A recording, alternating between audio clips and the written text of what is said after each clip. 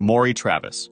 Between 2000 and 2002, Maury Travis murdered at least 12 women in the St. Louis area. The 36-year-old hotel waiter mainly targeted sex workers, bringing them to his home where he had built a torture room in his basement. He recorded his crimes on video. Travis might have continued killing if not for one major mistake. After the St. Louis Post-Dispatch published an article about victim Teresa Wilson, Travis couldn't resist responding. He sent an anonymous letter to the newspaper writing, "I'll tell you where many others are, and to prove I'm real, here are directions to number 17. With the letter, he included a map showing where to find a body. What Travis didn't know was that the map came from Expedia.com, which tracked its users. FBI investigators contacted Expedia and got a list of IP addresses that had accessed their mapping service, and one of those addresses belonged to Travis. When police searched his home in June 2002, they found his torture room, newspaper clippings about his crimes, and videos of Travis killing his victims. During questioning, he slipped up again by asking to see the murdered girls, even though police hadn't told him the women were dead.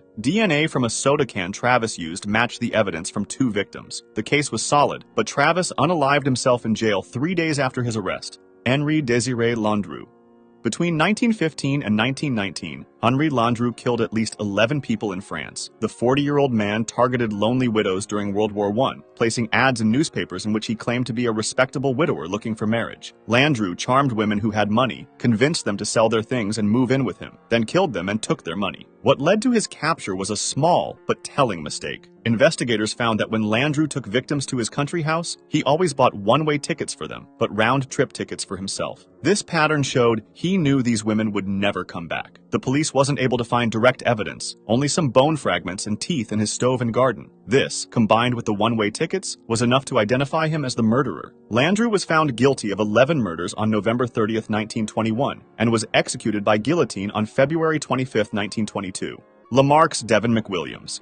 Between 2006 and 2009, Lamarck's Devin McWilliams attacked and killed several women in the Acres Homes area of Houston, Texas. The 33-year-old went after women who worked as prostitutes, hurt them, and left their bodies in ditches and behind buildings. McWilliams' biggest mistake happened in August 2009 when he took a woman named Chelsea Brazier. After attacking her, he put her in the trunk of his car. While driving, his car got stuck in mud. He took Brazier out of the trunk and told her to drive while he pushed. When the car broke free, Brazier drove away and called the police instead of coming back for McWilliams. This escape led right to McWilliams' capture. Police arrested him for this attack, and they tested his DNA. In just 2 days, they found out his DNA matched the DNA recovered at several crime scenes in the Acres Homes area. Another important clue was that McWilliams had a Scales of Justice tattoo on his arm, which people had seen on the killer. McWilliams was found guilty of sexual assault and got a life sentence in prison. Bobby Joe Long. Between March and November 1984, Bobby Joe Long killed at least 10 women in the Tampa Bay area of Florida. The 31-year-old man used to dump their bodies in remote areas around the city. However, Long's worst mistake happened when he took Lisa McVeigh on November 3, 1984. He kept her for 26 hours in his apartment and attacked her many times. But unlike his other victims, Long decided to let McVeigh go. He put a blindfold on her, drove her near where he had taken her, and set her free. While held captive, McVeigh was smart and brave. Thinking she would be killed, she made sure to leave her fingerprints everywhere in Long's bathroom. She counted the steps into his apartment, noted what his car felt like, and remembered every detail she could while blindfolded. When she was free, McVeigh went straight to the police with all this information. She told them Long drove a red Dodge Magnum and gave details about his apartment. With her good description, police found Long quickly. Police arrested Long on November 16, 1984. The evidence linked him to several murders. When questioned, Long admitted to 8 killings and many other attacks. Long was found guilty and got the death penalty. After 34 years in prison, he was executed on May 23, 2019. Dean Corll.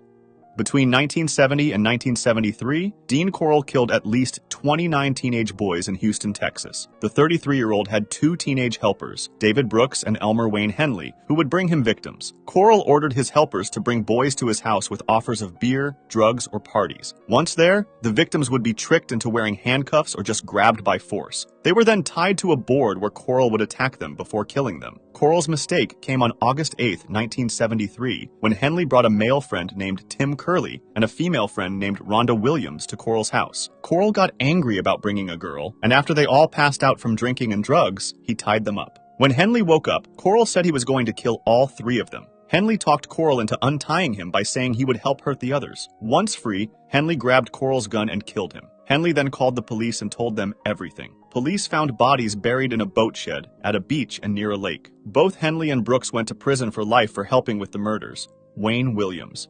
Between 1979 and 1981, at least 28 black men were killed in Atlanta, Georgia. Wayne Williams, a 23-year-old black man who worked in music, was caught and found guilty of 2 of these killings, though police think he did many more. Williams became a suspect on May 22, 1981, when police watching a bridge heard a splash in the water below. Williams' car was the first to cross the bridge after this sound. When stopped, he told police a fake story about meeting a singer named Cheryl Johnson, who wasn't real. 2 days later, the body of Nathaniel Cater, a 27-year-old man, was found in the river. Police believed Williams had thrown Cater's body from the bridge that night. The main proof against him was carpet fibers found on victims that matched the rare carpet in Williams' home. On June 21, 1981, Williams was arrested for killing Cater and another man, Jimmy Ray Payne. He was later found guilty and got a life sentence.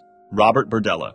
Between 1984 and 1987, Robert Berdella kidnapped, attacked, and killed at least 6 men in Kansas City, Missouri. The 39-year-old antique dealer kept careful notes of what he did to his victims, who were held for days or even weeks before they died. Berdella's plan was to bring men to his house on Charlotte Street, often by offering them a place to stay or by putting drugs in their food or drinks. Once they passed out, he would tie them to his bed and start attacking them. He even took photos of his victims during the whole thing. Berdella was caught when his last victim, Christopher Bryson, got away. On March 29, 1988, after being held for 4 days, Bryson burned through his ropes using matches Berdella had left nearby. Wearing only a dog collar, Bryson jumped from a second-floor window and ran to a neighbor for help. When police looked through Berdella's house, they found scary proof. His notes about the torture, hundreds of photos of victims, a human skull in a closet, and a buried head in the backyard. They also found ropes and tools for torture all over the house. Berdella later admitted to all 6 murders and was sent to prison for life. He died from heart problems while in prison on October 8, 1992, at age 43.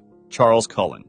Between 1988 and 2003, Charles Cullen killed as many as 40 patients while working as a nurse in hospitals across New Jersey and Pennsylvania. He would give patients deadly doses of medication, especially insulin and the heart drug digoxin. He often gave these drugs to patients who weren't supposed to have them, causing their hearts to stop or making them fall into a deep sleep and die. Cullen's biggest mistake was not being careful with hospital computer records. At Somerset Medical Center in New Jersey, he kept using the computer system to look up information about patients who weren't his and ordered medicines they didn't need. The hospital noticed this odd pattern when its tracking system spotted unusual medicine orders and patient deaths. When a patient died with high levels of digoxin that hadn't been ordered for him, hospital staff finally called police in October 2003. When police talked to him, Cullen quickly said he had killed between 30 and 40 patients, claiming he did it to end their pain, though many victims weren't even dying. In April 2004, Cullen said he was guilty of killing 13 patients and trying to kill 2 others. He got 11 life sentences in a row and can't get out of prison until 2403.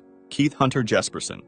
Between 1990 and 1995, Keith Jesperson killed at least 8 women across the United States. The 6'8" truck driver used his job to find victims as he drove across the country, mostly picking women who worked as prostitutes or who were homeless. Jesperson's first victim was Townja Bennett, killed in January 1990 in Oregon. After meeting her at a bar, he took her to his home, got into a fight with her, and killed her. What made this case strange was that another couple, Laverne Pavlinak and John Sosnovsky, said they did the murder, even though they didn't. Pavlinak made up the story to get away from Sosnovsky, who was abusive to her, but both ended up in prison. Jesperson's biggest mistake came from his need for attention. He was angry that the wrong people were getting credit for his first murder, so he began writing letters to newspapers and police, telling them about his crimes and signing the letters with a smiley face. This is why people called him the Happy Face Killer. When these letters didn't get enough attention, he even wrote a confession on a truck stop bathroom wall. Jesperson was finally caught in March 1995 after killing his last victim, Julie Winningham. He turned himself in after he knew the police were about to catch him. Jesperson is now in prison for life and can't get out until at least 2063. Alexander Pichushkin. Between 1992 and 2006, Alexander Pichushkin killed at least 49 people in Moscow, Russia. The 32-year-old was called the chessboard killer because he said he wanted to kill 64 people, one for each square on a chessboard. Pichushkin's first murder was in 1992 when he was just 18 years old. He killed his classmate and threw the body into a sewer in Bitsa Park. After this murder, he stopped killing for several years until Russia abolished the death penalty in 1996, which made him feel safer to kill again. Most of Pichushkin's victims were older homeless people he found in Bitsa Park, near where he lived. Pichushkin's biggest mistake came in June 2006 when he killed his co-worker, Marina Moskalyova. Before going with him, she left a note for her son saying she was with Pichushkin and wrote down his phone number. Even though Pichushkin knew about this note, he still went ahead with the murder. This showed how sure of himself he had become, and it led right to his capture when her body was found, and police looked at security cameras. After they caught him, Pichushkin proudly showed police where he had killed people and told them all about his murders. In 2007, he was found guilty and sent to prison for life. If you liked this video, subscribe for similar ones or join my Discord to suggest another.